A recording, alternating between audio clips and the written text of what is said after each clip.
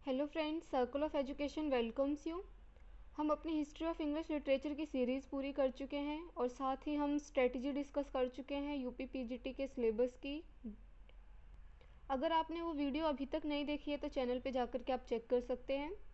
आज से हम जो है इम्पोर्टेंट राइटर्स जो हैं हमारे, उनकी सीरीज़ शुरू करेंगे। तो शुरुआत हम इंडियन ऑथर्स से करेंगे। तो आज की जो हमारी वीडियो होने वाली है वो हम कमला दास की बायोग्राफी डिस्कस करेंगे। तो एंड तक बने रहिएगा। बायोग्राफी भी जो है बहुत इंपॉर्टेंट रहती है, एग्ज़ाम्स में अक्सर इससे क्वेश्चंस पूछे जाते हैं। तो इंडियन लिटरेचर में कमला दास एक बहुत बड़ा नाम है।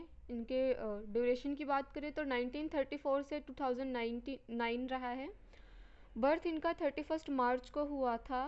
केरला के मालाबार डिस्ट्रिक्ट में जगह थी पुन्नायुरकुलम करके एक जगह थी मालाबार में। मालाबार एक डिस्ट्रिक्ट है केरला में, तो वहाँ इनका जन्म हुआ था 31 मार्च को। और इनका डेथ भी जो है वो 31 मई को ही हुआ था 2009 पुणे में। पेरेंट्स जो थे इनके दोनों ही जो है पोएट्स थे, ठीक है। कई बार पेरेंट्स के ऑक्यूपेशन पे भी क्वेश्चंस बनते हुए आते हैं एग्ज़ाम में। तो इनके जो फादर थे उनका नाम था वीएम नायर, जो कि मातृभूमि के एडिटर थे, ये एक मैगज़ीन था। और इनकी जो मदर थी उनका नाम था बालामणि अम्मा, जो कि फेमस मलयाली पोइटिस थी। इनके हस्बैंड की बात करें अगर, तो उनका नाम था के माधव दास, जो कि एक आरबीआई एम्प्लॉय थे और बाद में ये यूएन के लिए भी वर्क करते हैं। और जो कमला दास होती है इनकी शादी बहुत अर्ली एज में हो जाती है, तो 15 साल की उम्र में इनकी शादी हो जाती है के माधव दास से। आइए अब कुछ फैक्ट्स जो हैं कमला दास की लाइफ से रिलेटेड उनको डिस्कस करते हैं। तो कमला सुरैया, देखो अब आप सोच रहे होंगे कमला दास से कमला सुरैया कैसे हो गई, ये अभी हम डिस्कस करेंगे। तो कमला दास को कमला सुरैया भी बोला जाता है और इनका जो पेन नेम है वो माधवी कुट्टी है। कई बार एग्जाम्स में इनके पेन नेम पे क्वेश्चन बने हुए हैं, तो इसलिए इसको हाईलाइट करके लिखा है। इनका पेन नेम माधवी कुट्टी है और 20th सेंचुरी की कन्फेशनल पोएट इनको बोला जाता है। तो ये कन्फेशनल पोएट हैं, नॉवलिस्ट हैं, शॉर्ट स्टोरी राइटर हैं, बायलिंगुअल है ये, मतलब एक से ज़्यादा लैंग्वेजेस में ये लिखती हैं। कन्फेशनल पोएट या पोइट्री क्या होती है मैं अभी आपको आगे डिस्कस करूँगी। तो ऐसा बोला जाता है कि इनकी जो पोइट्री होती है ना कमला दास की, ये सिर्फ इन्हीं के बारे में है। Her poetry is about herself only, क्योंकि इनकी पोइट्री में हमें इनके ही एक्सपीरियंस देखने को मिलेंगे। ये जो भी एक्सप्रेस करना चाहती हैं अपनी पर्सनल लाइफ से रिलेटेड, तो ये सब कुछ जो है इनकी पोइट्री में देखने को मिलेगा। और ये पहली ऐसी इंडियन वीमेन है जो ओपनली आकर के अपनी सेक्सुअल डिज़ायर्स को, अपनी एक्सपीरियंस को as a Indian women English में डिस्क्राइब करती हैं। तो इनकी अगर थीम्स की बात करें कि इनकी पोइट्री में मेन जो थीम्स होती है वो क्या होती है, तो वो होती है कन्फेशनल पोइट्री। कन्फेशनल पोइट्री क्या होती है कि हम जो कुछ भी फील करें उसको हम आकर के कन्फेस कर दें सबके सामने, तो वो होती है कन्फेशनल पोइट्री। तो इनकी पोएम में हमें कन्फेशनल देखने को मिलेगा, courage, honesty, sensitivity, love and its betrayal and consequent, ये सब देखने को हमें मिलेगा। देखो तीन तिगड़ी होती है ना, तो ऐसे ही इंडियन पोइट्स की भी तीन तिगड़ी या त्रिमूर्ति हम कह सकते हैं फेमस थी, जिसमें से एक कमला दास थी, दूसरे नजीम एजिकिल और रामानुजन। कमला दास ने पोइट्री को कैसे एक्सप्लेन किया है या डिस्क्राइब किया है, तो according to Kamala Das poetry is the April sun squeezed like an orange juice. और रही बात कि ये इन्फ्लुएंस कैसे हुई पोइट्री लिखने के लिए, तो she was influenced by her uncle. हालांकि इनके पेरेंट्स दोनों ही जो हैं वो पोएट थे, लेकिन ये इन्फ्लुएंस हुई थी अपने अंकल से, नालापाट नारायणा मेनन, जो कि एक प्रोमिनेंट राइटर थे।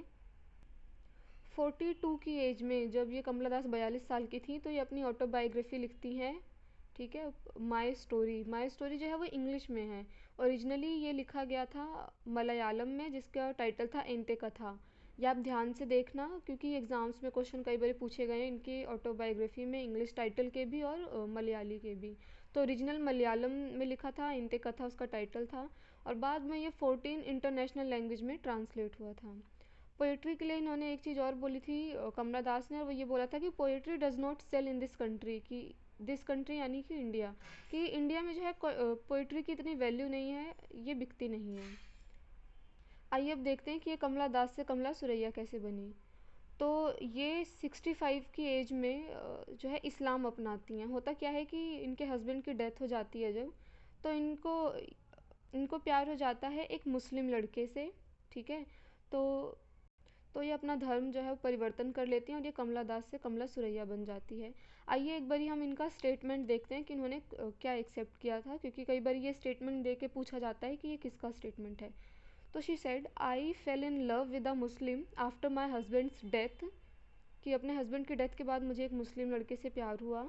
He was very kind and generous in the beginning, कि शुरू शुरू में बहुत काइंड था, जनरस था, उदार था।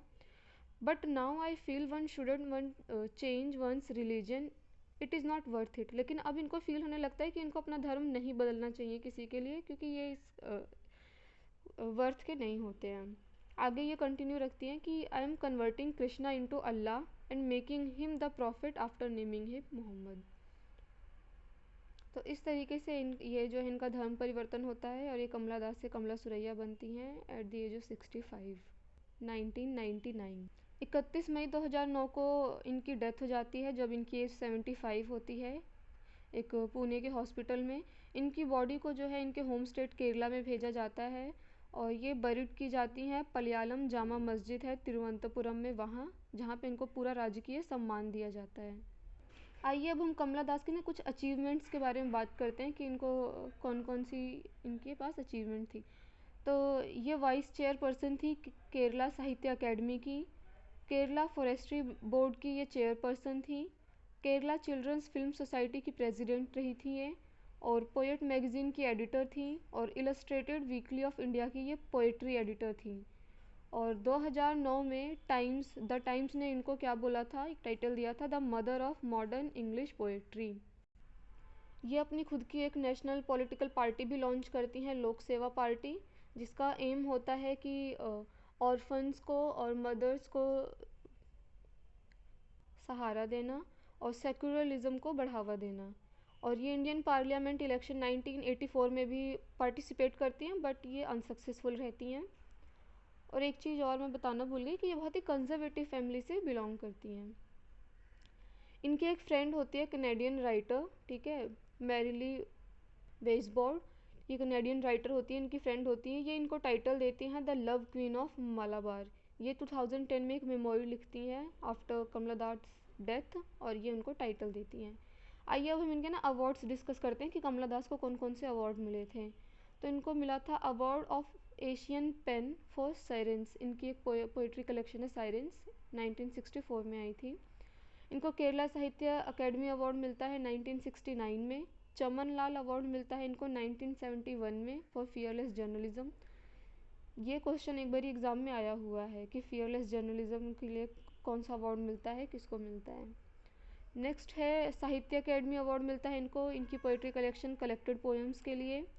एशियन पोइट्री प्राइज़ मिलता है, केंट अवार्ड मिलता है। केंट अवार्ड क्या होता है कि इंग्लिश राइटिंग के लिए मिलता है एशियन कंट्रीज़ में से किसी एक को, तो वो कमला दास को मिलता है। और इनको डॉक्टर की उपाधि मिलती है, यूनिवर्सिटी कैलिकट जो होती है वो इनको उपाधि देती है। और कमला दास को नॉमिनेट किया जाता है नोबेल प्राइज़ में लिटरेचर के लिए 1984 में। आइए अब ना जो भी इनके इम्पोर्टेंट वर्क्स हैं वो डिस्कस करते हैं। तो 1964 में साइरेंस आती है इनकी, यही जो है इसी को एशियन पोएट्री प्राइज़ मिलता है। फिर 1965 में समर इन कलकत्ता आती है इनकी पोएम, जो कि केंट अवार्ड मिलता है। फिर 1967 में द डिसिडेंट्स आती है, ये सारी इनकी पोइट्री कलेक्शन है। इनके अंदर बहुत सारी पोएम्स है, वो हम आगे डिस्कस करेंगे जब डिटेल में हमें ये करनी होंगी। 1973 में the old play house and other poems आती है। 1997 में द स्ट्रेंजर टाइम आती है। 1979 में tonight this savage rite, ये क्या होता है, पोइट्री कलेक्शन होता है जिसमें से 34 पोएम कमला दास की होती हैं और 41 जो होती है वो प्रीतिश नंदी की होती हैं, ये भी एक इंडियन ऑथर ही होती हैं। फिर आती है इनकी कलेक्टेड पोएम्स, फिर आती है द अनामलाई पोएम्स, फिर है only the soul knows how to sing, और फिर आती है या अल्लाह। तो ये सारी इनकी पोइट्री कलेक्शन है। नॉवेल्स की बात करें तो मानस 1975 में आती है, alphabet of lust, my story जो कि एक ऑटोबायोग्राफी है इनकी और ओरिजिनल मलयालम में लिखी थी, एंते कथा करके। स्टोरीज़ की अगर शॉर्ट स्टोरी की बात करें तो वो है a doll for the child prostitute, Padmavati the harlot and other stories. Essays की बात करें अगर इनकी तो आई स्टडीड ऑल मैन, फिर है what women expect out of marriage and what they get, और नेक्स्ट है why not more than one husband, I have lived beautifully. तो ये सारे जो थे इनके इम्पोर्टेंट वर्क थे। नेक्स्ट वीडियो में हम इनके जो भी इम्पोर्टेंट वर्क हैं इनको अच्छे से डिटेल में डिस्कस करेंगे। Thanks for watching this video. और अगर आपको वीडियोस अच्छी लग रही हैं या फिर आपको कोई सजेशन देना है तो कमेंट सेक्शन में ज़रूर बताएं। आपके जो कमेंट्स हैं वो मुझे मोटिवेट करते हैं। So thanks for watching this video.